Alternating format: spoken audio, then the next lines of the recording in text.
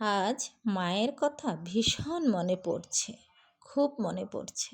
যেখানে মায়ের দোয়া থাকে সেখানে পথ কখনোই অন্ধকার হয় না। মা হলো সে নিঃশব্দ শক্তি, যিনি দূর থেকে সব যন্ত্রণাকে হালকা করে দেন। মায়ের ভালোবাসা এমন এক বিশাল আশ্রয় যা কখনোই ফুরিয়ে যায় না। মায়ের মতো স্নেহের উৎস অন্য কোথাও পাওয়া যায় না। পৃথিবীতে সবার ডাক উপেক্ষা করা যায়, কিন্তু মায়ের ডাক উপেক্ষা করা যায় না। মা হলো সেই আশ্রয়, মায়ের কষ্ট বুঝতে পারলে জীবন সুন্দর হয়ে যায়, কিন্তু আমরা বুঝতে বুঝতে অনেক দেরি করে ফেলি।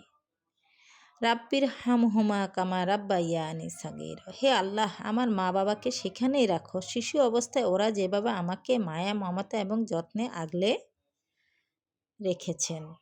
আল্লাহ, আপনি কবুল করেন এবং জান্নাতের উঁচু মাকাম দান করেন প্রত্যেক বাবা